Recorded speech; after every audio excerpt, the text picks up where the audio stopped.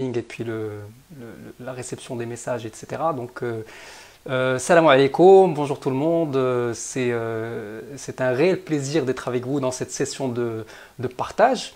Et je ne peux que commencer par remercier en fait les initiateurs de ce que j'appelle moi un mouvement. C'est un mouvement réellement, c'est une des opportunités de ce confinement dont on connaîtra la valeur bien après.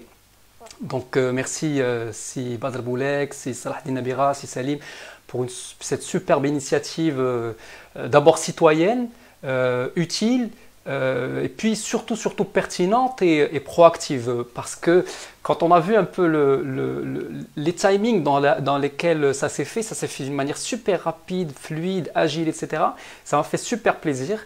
Et puis aussi en termes de richesse du contenu, c'est quand même top d'avoir pu allier, d'avoir pu très rapidement avoir des intervenants de qualité, un contenu qui allie en même temps des hard skills, donc beaucoup de contenu technique, très technique. Personnellement, j'ai pris goût et plaisir de voir Simouhsine juste avant moi, mais aussi sur de la comptabilité, sur de la finance, sur des ressources humaines, etc. Mais aussi des soft skills. On a eu du sport, de la nutrition, on a eu de la psychologie. Donc franchement, j'aimerais vraiment vous remercier du fond du cœur, remercier les intervenants parce que les intervenants se sont donnés à fond avec beaucoup de générosité, malgré les difficultés techniques, parce que bon, on n'est pas non plus toujours habitué à faire des lives, surtout sur une plateforme comme Facebook. Et puis remercier les participants, vous sans qui tout ça ne serait pas possible, parce que c'est fait d'abord pour vous, donc notre chère audience. Donc, et puis Qaraya Faddar, ça veut dire aussi que vous nous recevez chez vous et on vous reçoit chez nous. Et comme ça, sans chichi, sans rien du tout. Donc, marhaba bikoum dans nos maisons et puis nous dans vos maisons. D'ailleurs, c'est pas mal de voir un peu dans cette période-là. On entend des bruits d'enfants, etc. Donc, si vous entendez le bruit des miens, donc c'est tout à fait naturel. C'est parce que vous êtes quelque part chez moi. Et puis, peut-être même qu'un jour, l'équipe Qarayavda nous sortira une sorte de bêtisier de cette période, Inch'Allah, quand elle sera derrière nous. Donc voilà, je vais rentrer dans le vif du sujet. Aujourd'hui, on va parler de performance holistique. Un sujet qui me tient beaucoup à cœur parce que j'ai surtout travaillé dessus sur les 10 dernières années sur les sujets de la performance en entreprise, mais de la performance humaine tout court. Comprendre un peu qu'est-ce qu'il y a derrière la performance. Parce que derrière un résultat, il y a beaucoup de travail, il y a beaucoup de concepts théoriques, pratiques, etc. Et ce que je vais faire aujourd'hui, c'est vraiment de partager avec vous des choses qui vont vous permettre de modéliser et parfois même d'automatiser votre performance. Ça peut être sur le niveau personnel, sur le niveau professionnel. Au minimum, ça va vous challenger, vous ouvrir les yeux sur certains concepts. Ce n'est clairement pas un cours classique, technique, ni une thématique classique, mais elle concerne tout le monde en fait. On peut être élève, étudiant, doctorant, manager, exécutif. Mais du moment que vous êtes un être humain, vous aurez besoin à un certain moment de vous poser la question de comment est-ce qu'on peut systématiser, automatiser la performance. Est-ce qu'il y a un modèle quelque part? Alors on aura ensemble 2 sessions, celle d'aujourd'hui et celle du samedi prochain. Sur une thématique qui d'habitude que je délivre généralement sous un format bootcamp sur 4 jours avec un programme chargé en atelier, en workshop, etc. Mais aujourd'hui, l'objectif, ce n'est pas d'avoir la totalité du concept, mais surtout de faire une sorte d'initiation sur le sujet. Et puis de partager avec vous surtout. Et donc sans tarder, je vais me lancer directement sur... je vais essayer de vous mettre la diapo directement en grand, comme ça vous ne raterez rien du contenu que l'on va partager avec vous. Voilà, donc je passe en mode diapo. Voilà, normalement c'est bon. Et puis on attaque avec d'abord... Le premier exercice que je voudrais faire avec vous, en fait, c'est qu'on se pose un certain nombre de questions. Donc, je vais vous en poser 10. J'attends pas de réponse, bien évidemment, parce qu'on est en mode e-learning, mais et puis ça prendrait beaucoup de temps à attendre les commentaires sur Facebook Live. Mais je vous demande de vous poser vous-même ces questions-là et d'y répondre par oui ou par non. Et parce que ces questions vont nous renseigner sur notre état actuel, en temps normal bien sûr, mais pourquoi pas même en mode confinement qu'on est tous en train de vivre aujourd'hui. Première question, c'est: je me sens souvent dépassé dans ma journée, dans ma vie. Est-ce que c'est quelque chose qui vous arrive? Si oui, est-ce que ça vous arrive fréquemment? Est-ce que c'est par pic? C'est par période? Première question très intéressante parce que beaucoup de gens vivent une vie où ils courent derrière quelque chose. Ils n'ont jamais l'impression de l'atteindre en fait. Ils n'arrivent jamais à atteindre cette chose-là et donc ils sont toujours en train de courir. Deuxième question, je sens souvent que je n'ai pas assez de temps dans une journée. Alors bien sûr, les 10 questions sont pratiquement toutes en relation parce qu'il y a des interdépendances entre les différents aspects de notre performance. Donc si vous pensez que des fois vous vous dites, vous avez cette impression que 24 heures dans une journée c'est pas suffisant parce que j'aurais aimé avoir plus. Troisième question, j'ai du mal à me concentrer sur le moment présent, c'est-à-dire que mentalement je suis toujours sur soit quelque chose qui va arriver, donc une présentation, un travail à rendre, quelque chose qui va avoir lieu dans le futur, ou bien je suis dans le passé, c'est-à-dire je suis en train de me ressasser des choses qui se sont passées avec quelqu'un, une situation passée. Et du coup, je ne suis pas du tout sur le moment présent. Et ça, en l'occurrence, on le vit beaucoup pour les gens qui ont des enfants. Parfois, nos enfants peuvent nous le reprocher, c'est-à-dire qu'on est là, mais on n'est pas là. On est sur nos téléphones, etc. Numéro 4, j'ai du mal à prioriser des activités à moi tout seul, comme faire du sport, comme me nourrir correctement, me détendre. Ça, c'est aussi symptomatique en fait parce que on se rend compte que je fais beaucoup de choses, mais il n'y a rien pour moi. Et ça, c'est aussi problématique. En numéro 5, pour bien performer, je suis obligé d'être multitâche. Le fameux multitasking, c'est quelque chose qu'on retrouve énormément chez beaucoup de personnes. Et on va en parler soit aujourd'hui, soit la semaine prochaine. Les problèmes qui peuvent être soulevés en fait par le multitasking. En numéro 6, j'ai beaucoup de pression dans mon boulot. Ça, c'est quelque chose qu'on entend tout le temps. En numéro 7, mon équilibre vie professionnelle, vie privée n'est pas très bon. Le fameux work-life balance. Et on se dit, ah ouais, il y a même des gens, et ça c'est du vécu. Je vais remettre la caméra rapidement juste pour partager en fait avec vous ma manière de voir en fait. Les gens se plaignent toujours du work-life balance, de leur équilibre vie privée, vie professionnelle. Ils se disent oui, mais moi finalement mon boulot ne me laisse pas de temps pour rien faire finalement. Et généralement on se dit ah c'est ma boîte, ma boîte ou mon boss. Donc c'est ces deux-là qui sont d'abord mis en cause dans ces situations-là. Et ce que font les gens, c'est une fuite en avant. Ce qu'ils font, c'est qu'ils changent de boulot. Ils changent de boîte et ils se rendent compte que même dans cette boîte-là, au début, tout va bien, mais avec un certain nombre d'années, ou parfois moins, un certain nombre de mois, on se rend compte que ah, même ici, c'est pas ça. Et en réalité, ce que les gens occultent, c'est que généralement, le problème, c'est moi. C'est moi le problème, parce que c'est moi qui ne suis pas arrivé. Dans toutes les boîtes, on va demander de vous de plus en plus de performance, de plus en plus de rendement, de plus en plus de productivité. Mais si vous n'avez pas faire la part des choses, c'est votre faute.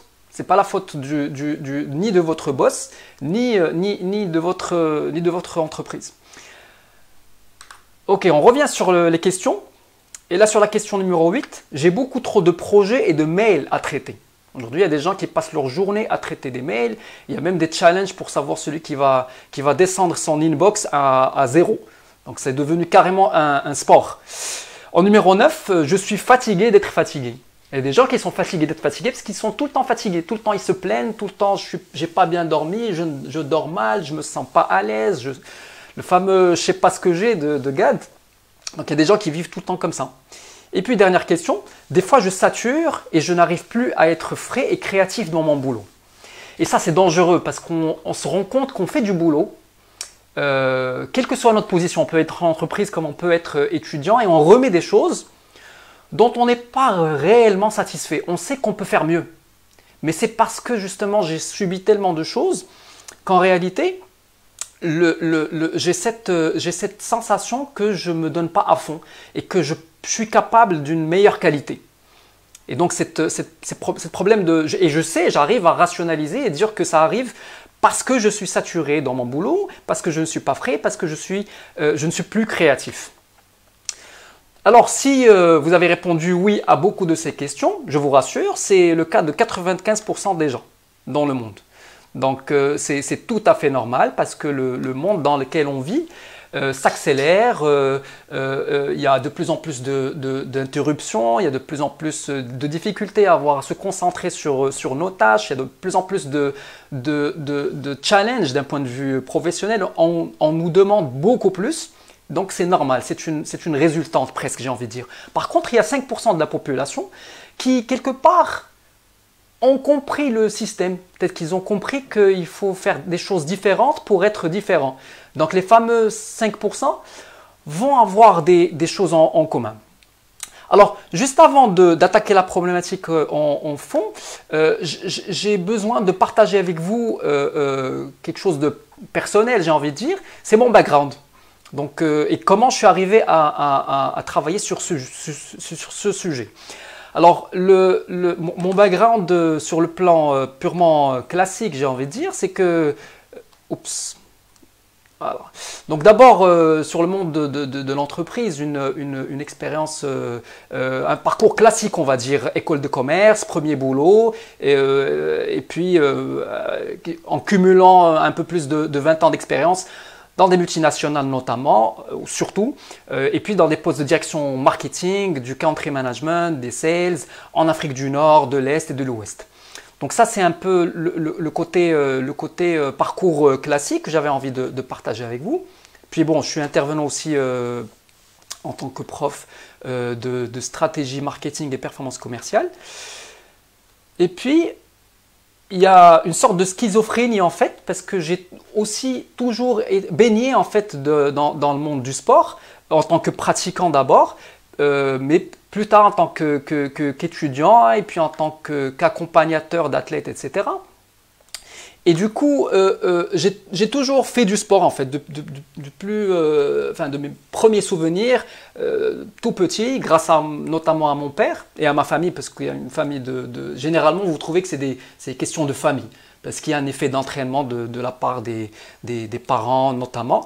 Et donc j'ai fait, dans ma jeunesse, j'ai fait du tennis, du karaté, de l'équitation au niveau national, j'ai fait...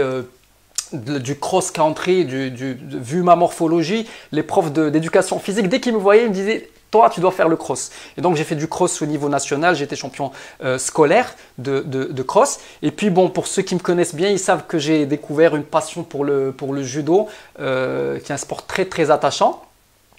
Et donc, j'ai toujours eu cette schizophrénie, j'ai toujours pratiqué un sport à un niveau de compétition, et puis mon monde de l'entreprise.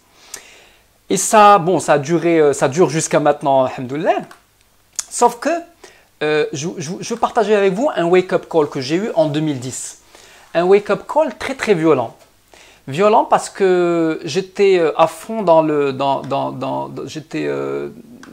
en termes de carrière, j'avais quelque chose comme 10-11 ans de carrière derrière moi.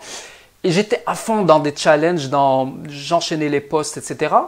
Et j'étais presque au bout du rouleau, comme on dit, avec un cumul de fonctions. J'étais en même temps, j'avais eu le challenge d'avoir le country management pour un pays comme l'Algérie, qui est très challenging, avec beaucoup de problématiques de toutes sortes, avec beaucoup de déplacements, des déplacements à ne plus en finir dans toute l'Afrique. C'est comme disent les footballeurs, c'est Adral Efreqiya en fait. J'ai passé en fait tout ce qu'on peut passer comme péripéties en Afrique. J'ai même chopé ça c'est bon entre nous, même si on est en live avec tout le monde, mais j'ai chopé le H1N1 en Afrique du Sud. Donc j'ai vécu la quarantaine. Voilà, donc pour vous dire que j'étais vraiment en 2010 sur une phase très très critique. parce que je me donnais à fond et je commençais à avoir des manifestations symptomatiques sur mon corps que je reconnaissais plus parce que j'étais, je me disais mais c'est pas possible, je suis sportif, j'arrête pas, et puis il y a le syndrome, le fameux syndrome du Superman, c'est-à-dire que dans le monde d'entreprise ou dans le monde tout court, on nous pousse à ne pas accepter nos faiblesses et presque à ne pas accepter de se reposer. Et c'est quelque chose qui est très négatif parce que, bon, on est des êtres humains in fine, et donc ça finit par nous rattraper. Donc j'ai commencé à voir tous ces... je suis carrément allé voir un médecin, enfin un acupuncteur, qui me dit non, c'est juste, vous avez juste besoin de vous reposer, d'y aller un peu plus mollo, on va dire. Et donc j'ai pris une sorte, je suis parti à Dakhla pendant une période avec ma famille, et là en 3-4 jours, très rapidement, ça s'est retombé. Et la même année, en 2010, j'assiste la même année en 2010 à Durban, en Afrique du Sud, à un séminaire qui m'a ouvert les yeux sur pas mal de choses. Un séminaire d'un monsieur qui va par la suite devenir mon mentor sur le sujet. C'est monsieur Robin Banks, un expert, un top coach qui accompagne beaucoup de top exécutives aux États-Unis et au Canada. J'ai échangé beaucoup avec lui et il va m'orienter petit à petit et m'ouvrir les yeux sur un certain nombre de faits. Comme par exemple un chiffre qui m'a vraiment fait réfléchir, le fait que 85% des gens n'aiment pas leur travail. Imaginez-vous que 85% des gens en poste n'aiment pas leur travail, n'aiment pas ce qu'ils font. Alors moi, ça m'avait fait réfléchir sous plusieurs angles. D'abord sous l'angle de l'employé qui se réveille tous les matins, tous les lundis matins, qui va faire un boulot qu'il n'aime pas et qui va passer sa vie à faire quelque chose qu'il n'aime pas. Un jour, il va être en retraite, il va regarder derrière lui, il va se rendre compte que waouh, j'ai raté quelque chose. Et puis sous l'angle aussi de l'employeur ou de l'entreprise, c'est aussi très grave parce que cette entreprise va investir en lui, va croire en lui, va miser sur lui pour au final arriver à un résultat en deçà en fait des espérances et des attentes de tout le monde. Donc quand on réfléchit à ça, on comprend beaucoup de ce qui se passe dans le monde de l'entreprise en termes de productivité, en termes de qualité de travail, en termes de créativité, parce que si on n'aime pas ce qu'on fait, clairement, ben, on passe à côté. Donc ça, pour moi, c'était une perte d'énergie énorme pour tout le système. Et ensuite, j'ai eu on va dire une révélation. C'est toujours grâce à Robin Banks qui m'a mis sur une étude, des travaux qui ont été publiés sur HBR, Harvard Business Review, en 2001. C'est les travaux de Jim Lowe et Tony Schwartz. Pour la première fois, j'ai trouvé un sens à mes deux vies parallèles, c'est-à-dire celle du sport et celle de l'entreprise. C'est pour la première fois, on avait sur un papier très bien documenté avec des études très bétonnées, on a vu le parallèle entre ces deux mondes-là. Je me disais que finalement, moi aussi, j'avais un pied dans le monde de l'entreprise, clairement, parce que c'était mon gagne-pain, et puis dans le monde du sport, parce que c'était ma passion et c'est ce que j'aimais réellement. Et puis, même en y réfléchissant, je me dis, mais oui, finalement, le monde de l'entreprise, c'est toujours inspiré à toujours procéder par analogie sur pas mal de choses. Principalement, moi, c'est avec mon background de marketing stratégique, je vais dire que l'entreprise a puisé déjà dans la guerre. Et puis, le sport et la guerre sont intimement liés. Parce que le début du sport, ben, c'était des guerriers. Qu'on utilisait, les meilleurs guerriers, on faisait des sortes de challenges pour utiliser les mots de l'actualité. Ils faisaient des challenges pour voir qui est le plus fort, celui qui va le plus vite, celui qui va sauter le plus haut, le plus loin, etc. Et donc, en y réfléchissant, et en sachant que c'est 2001, donc c'est quelque chose de relativement récent dans le monde de la recherche. Et donc j'ai vu que finalement il y avait quelque chose qui commençait à se former Et j'ai décidé vraiment de me pencher sur cette étude-là, sur ces concepts-là. Et donc, je suis revenu sur les bancs de l'école, en faisant les études qu'il faut, les certifications qu'il faut, et notamment aux États-Unis, parce qu'ils étaient beaucoup plus avancés sur l'Europe. L'Europe est actuellement en train d'y arriver, mais on est encore très loin. Aux États-Unis, des entreprises comme P&G, comme Johnson & Johnson, comme Dell, avaient toutes, vers la mi des années 2000, c'est-à-dire à partir de 2006-2007 jusqu'à aujourd'hui, ils ont tous eu des programmes de cette sorte-là, qu'on appelle Corporate Athletes. Donc en fait, je m'y suis attelé, j'ai bossé sur ça, et puis je me suis lancé. J'ai une structure depuis 2015 qui bosse sur justement la problématique des corporate athletes, mais pas que. Ça s'est développé après sur toutes les analogies qu'on peut faire avec le monde du sport. Donc aujourd'hui, avec tout ce qui est neurotechnologie, il y a du neuropriming qu'on peut faire pour certaines personnes pour accélérer leur capacité cognitive, etc. Du coaching mental, du biohacking, etc. Donc, parce qu'il faut savoir, en fait, et ça c'est super important, c'est que le monde du sport a toujours eu une longueur d'avance sur le monde de l'entreprise. Et donc, il faut juste aller puiser dans ce qu'ils font dans le monde de l'entreprise pour comprendre en fait ce qu'on pourrait faire pour améliorer la performance en entreprise. D'ailleurs, l'employé d'aujourd'hui doit devenir une sorte d'athlète. C'est une sorte d'athlète, même si on ne l'appelle pas comme ça, mais c'est un athlète. Et d'ailleurs, c'est un athlète qui est corporate. C'est la seule différence, c'est le terrain. Il y en a qui sont sur le terrain, il y en a d'autres qui sont dans leur bureau, en meeting, à faire des présentations, à déployer en fait leur savoir-faire. Mais en réalité, ce sont tous les deux des athlètes. Et j'ai poussé en fait la réflexion un peu plus loin en disant que finalement les gens en entreprise, ou quand je dis en entreprise, c'est par abus de langage, mais ça peut concerner des étudiants, etc. Il y a des gens qui peuvent être encore plus athlètes que les athlètes qu'on connaît, que les sportifs. Pourquoi? Parce que on peut avoir une pression plus importante, on peut avoir un challenge plus important dans l'entreprise que dans le sport.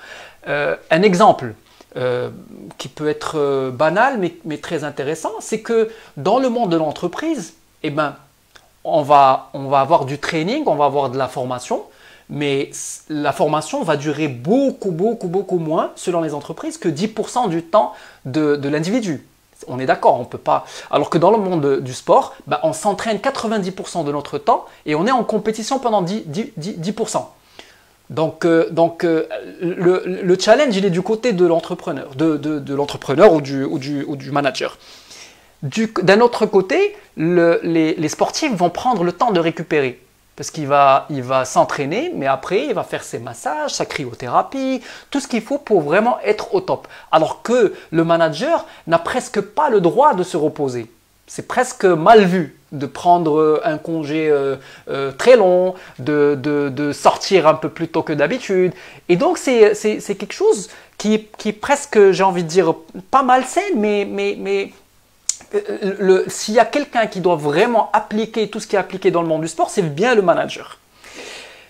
Alors, on va rentrer dans des concepts, parce que premier constat, c'est que dans l'entreprise, on s'est toujours intéressé au cerveau. C'est-à-dire, on dit tout ce qui dépasse le coût. C'est le coût, le fort. Et donc, en entretien, ben, on va vous poser des questions sur ce que vous savez. C'est vos capacités cognitives. Alors, le modèle nous permet ça c'est un exemple des modèles qui ont été développés par Jim Loehr et Tony Schwartz. Le modèle nous permet d'aller au-delà en fait du quotient intellectuel qui est le principal. Au début, on voyait que ça. Le potentiel pour l'entreprise, c'était nos capacités cognitives, c'était ce que tu savais faire. Et donc ça passe, je vais essayer le curseur, voilà. Donc du knowledge, c'est-à-dire le savoir, au savoir-faire, à la maîtrise du sujet, à l'expertise. Et ça, c'est tout l'axe de comment est-ce qu'on peut exprimer notre potentiel sur la partie cognitive. Alors, vous avez certainement dû le remarquer, on parle de plus en plus de quotient émotionnel. Donc, l'intelligence émotionnelle s'est invitée dans l'entreprise. Et là, on va tester les capacités relationnelles. Parce qu'on a compris qu'au final, ce n'est pas que ce que tu sais. Et on a vu qu'il y a beaucoup de monde qui ont des capacités cognitives excellentes, mais qui ont un quotient émotionnel très faible. C'est des robots, quelque part. Et donc, ça va les freiner dans leur carrière. Très souvent, on va trouver que les gens qui vont progresser dans leur carrière, ça va être des gens qui vont avoir un quotient émotionnel très élevé, qui vont savoir faire le networking, qui vont savoir faire passer le changement. D'ailleurs, quand on voit les dimensions ici, les différents niveaux de quotient émotionnel, ça va commencer par ce qu'on appelle la self-awareness, c'est-à-dire notre prise de conscience, c'est-à-dire notre conscience de nous-mêmes, est-ce qu'on se connaît très bien, etc., nos forces et faiblesses, etc. Et ça va aller sur l'intelligence sociale, donc tout ce qui est people management, c'est les gens autour de nous. Puis ensuite, le team dynamics, c'est-à-dire les dynamiques de groupe, est-ce que je connais les tenants et aboutissants, des groupes, et puis jusqu'à devenir un véritable vecteur du changement. Et ça, c'est le niveau élevé du quotient émotionnel. Alors, un des exemples qui ont été dit, c'est qu'on doit introduire un quotient physique. Quotient physique, c'est-à-dire, c'est vraiment votre physique dans le sens le plus primaire.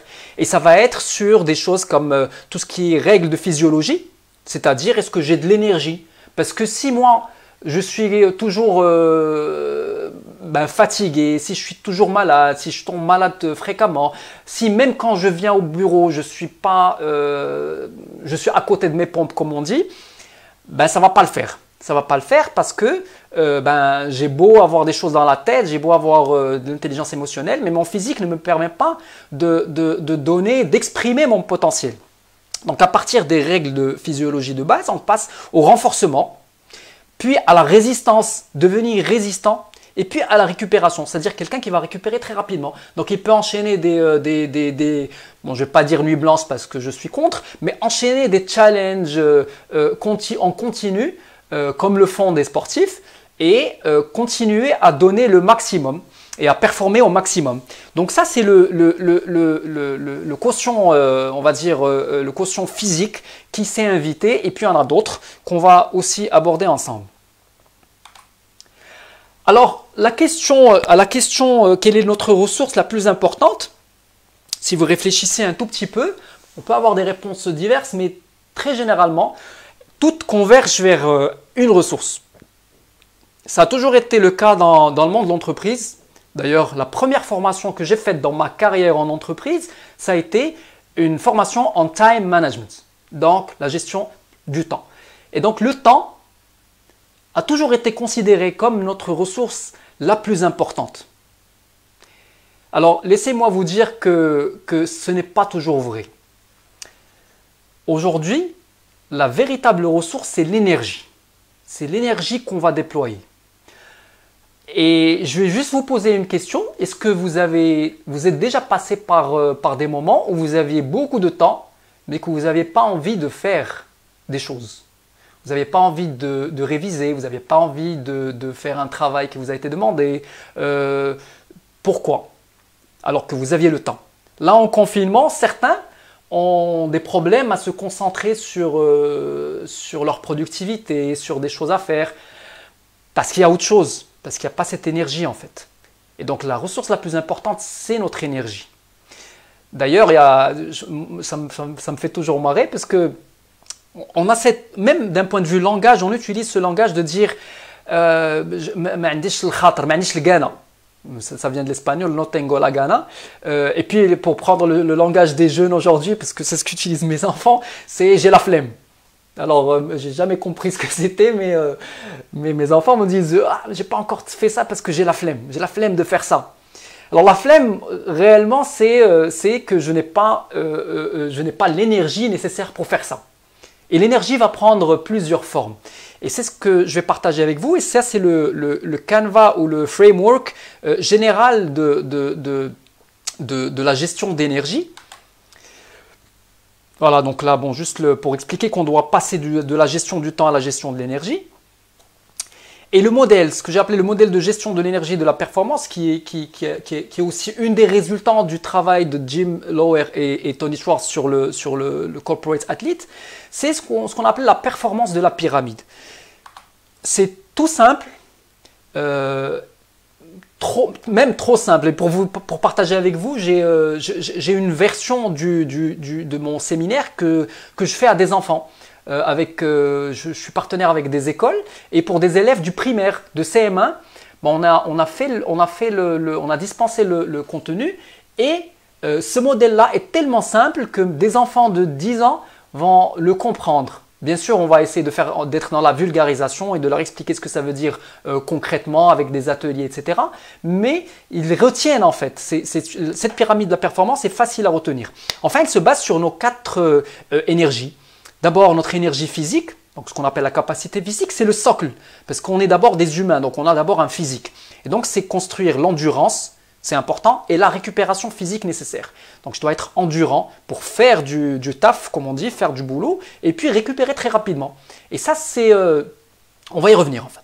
Ensuite, il y a la capacité émotionnelle. Ce sont nos émotions, c'est le cœur. Donc on a vu le physique, là on est en train de voir le cœur. C'est comment créer le climat interne qui va nous mener au pic de forme. C'est ce qu'utilisent les sportifs pour justement arriver à leur pic de forme. Notre capacité mentale ensuite, la capacité mentale, c'est arriver à concentrer, c'est-à-dire en termes de focus, la capacité physique et émotionnelle pour réussir notre tâche. Donc là, on est en train de parler du cerveau. Donc on parle de concentration, on parle de focus, etc. Et puis, last but not least, comme on dit, la capacité spirituelle. Spirituelle dans son sens le plus large, c'est-à-dire avoir une cause, avoir quelque chose qui nous transcende et qui va nous faire arriver là où on veut en fait. Ça peut être quelque chose à faire, ça peut être une tâche, mais ça peut être aussi quelque chose de beaucoup plus élevé en termes de... Donc voilà, ça c'est le framework, ça c'est notre modèle de référence pour arriver à mieux performer et à maximiser en fait ces énergies. Parce que les 4, ce sont des énergies réellement. On peut avoir une énergie physique, mais on doit avoir aussi l'énergie émotionnelle, l'énergie mentale et l'énergie spirituelle. Les 4, si elles sont alignées, c'est là où on peut parler de performance holistique parce qu'elle prend en considération l'humain dans toutes ses dimensions. On n'est pas en train de parler à son cerveau, on n'est pas en train de parler à ses émotions, on n'est pas en train de parler à son côté spirituel ou à son côté mental, mais on est en train de parler à tout en même temps. Et donc, c'est un alignement en fait. On met côte à côte, on met tous ces éléments-là et c'est comme des curseurs. Je vais mettre juste en mode à la caméra. Donc, c'est des curseurs. On va voir où est-ce qu'on va mettre le curseur, mais l'idéal, c'est d'avoir une capacité physique ici, une capacité émotionnelle ici, une capacité mentale et une capacité spirituelle à un niveau élevé. On va maximiser en fait, c'est des curseurs, c'est des paramètres en fait qu'on va paramétrer pour arriver à un maximum de performance. Alors je vous rassure, arriver aux 4 en même temps, c'est rare, très rare. Et si on y arrive, on peut arriver sur des moments précis. C'est comme un sportif. Ok, et d'ailleurs, je pense que le slide d'après va justement nous parler de pic de forme, qui est le ideal performance state, ou l'état de performance idéal, ou le pic de forme. On en parle énormément dans le monde du sport, dans les sciences du sport. Tous les spécialistes des sciences du sport, tous, les préparateurs physiques, les coachs mentaux, les techniciens aussi, vont tous s'atteler à faire arriver un sportif au pic de forme le jour J. Donc c'est un concept qui est quand même fondamental dans tous les travaux des sciences du sport. C'est arriver le jour J, top, comme on dit ça, on dit كان في الفورمة ديالو. Des fois on a des sportifs, on le voit, et des fois on se sent, même nous très souvent, on sent on sent parfois qu'on est vraiment increvable. C'est du ressenti, on sent qu'aujourd'hui, je suis bien, je vais pas tomber malade, émotionnellement je suis très bien, mentalement je suis concentré et puis je sais pourquoi je fais tout ça, etc.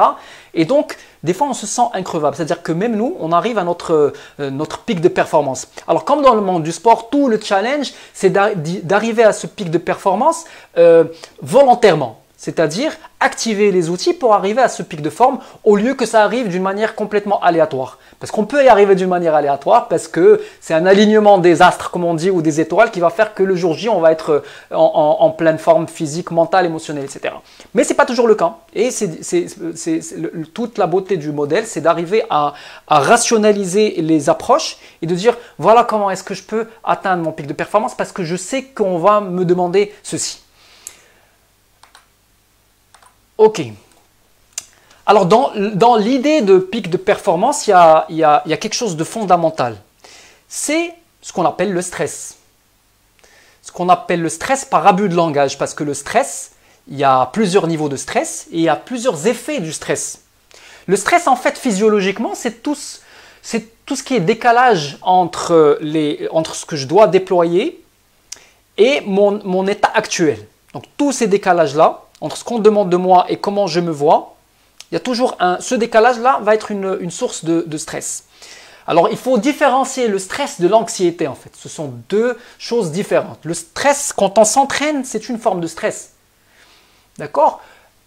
Alors, je vais vous expliquer, en fait, il y a trois phases, il y a trois niveaux de stress. Il y a le niveau où on est sous-stimulé, c'est le understimulation. Et donc là, on s'ennuie. C'est comme quelqu'un à qui on donne une tâche redondante ou presque pas challenging du tout. Et donc la personne va s'ennuyer, elle va être frustrée et elle ne va pas être satisfaite. Donc ça, c'est l'étape de sous-stimulation qui ici, on voit que la performance, elle est basse ici.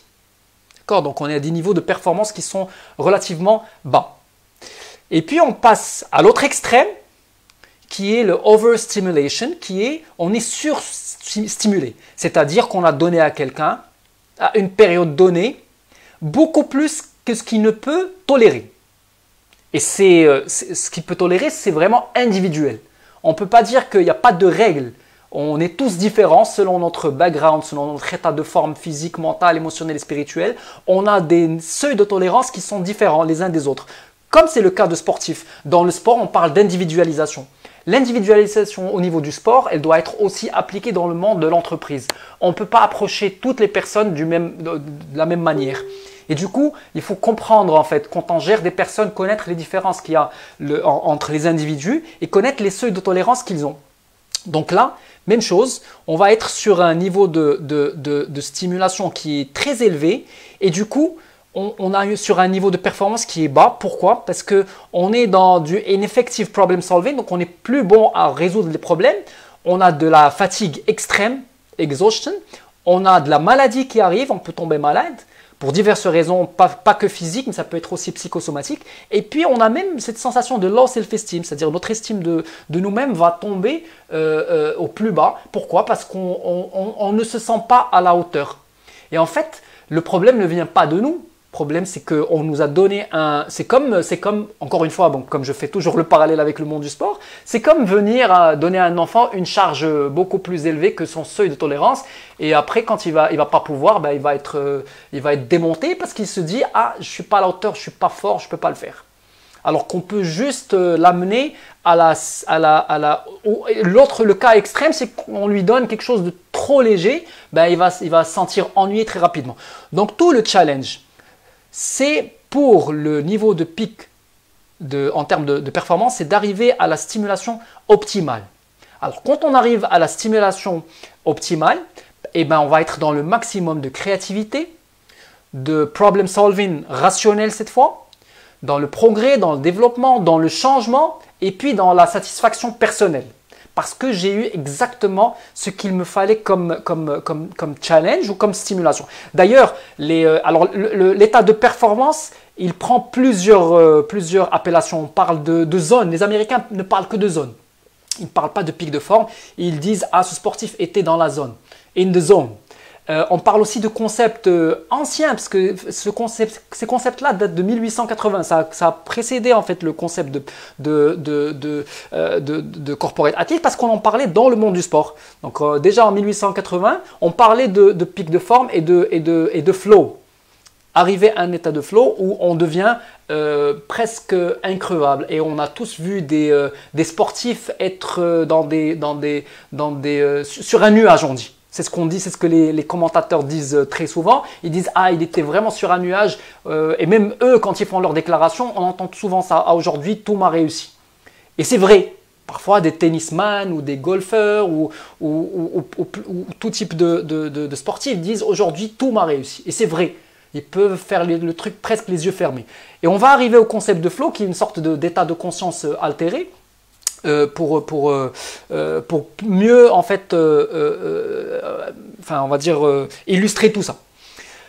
Alors, je pense que il nous reste 5 minutes. Je vais juste rapidement voir sur les commentaires Facebook, est-ce qu'il y a... Alors, j'ai Iman qui dit quand on n'a pas envie, c'est de la dépression. Oui, c'est une forme de dépression, mais la dépression peut venir de plusieurs sources. Ça peut être un cumul de beaucoup de choses. Ça peut être, il y a une partie émotionnelle, mentale, physique, etc. Donc la dépression n'est qu'une manifestation de quelque chose qui peut être parfois beaucoup plus profond qu'on ne croit. Et donc tout ce qui est burn-out justement, bon, il faut aller chercher les causes pour réellement trouver les réponses. Alors, pas beaucoup de questions, donc ce que je vais faire, c'est rapidement clôturer aujourd'hui avec un dernier concept. Juste pour vous dire qu'il y a une étude de McKinsey qui a été faite et qui parle justement de... Ils ont fait une étude sur que des top exécutives dans le monde. Les Steve Jobs et compagnie, les Jeff Bezos, etc. Et puis on a mesuré, parce que le pic de forme peut être mesuré. Sur un sportif, il peut être clairement mesuré sur les différents aspects de sa forme, mais même il y a des outils psychométriques qui nous permettent aussi de mesurer le pic de forme chez un individu, chez un manager, chez un exécutif, etc. Et qui va nous montrer en fait l'impact de ce pic de forme sur leur performance. Et là, imaginez-vous qu'on a des gens qui, quand ils sont en pic de forme, ben, on les connaît, c'est-à-dire les top exécutifs, quand on parle des Elon Musk, des Jeff Bezos, etc., ils ont des choses en commun et ils arrivent à leur pic de forme très souvent, beaucoup plus souvent que la moyenne des mortels, on va dire, que le commun des mortels. Alors ils ont trouvé qu'ils avaient une productivité qui est multipliée par 5 quand ils sont en pic de forme. Alors je ne sais pas est-ce que vous vous imaginez qu'une productivité fois 5, c'est énorme. Ça veut dire que le gars peut venir le lundi, une journée, et partir, et il va faire la même chose que vous, qui allez venir du lundi au vendredi. C'est-à-dire ce que vous faites en 5 jours, lui, il va le faire en une journée. Pourquoi?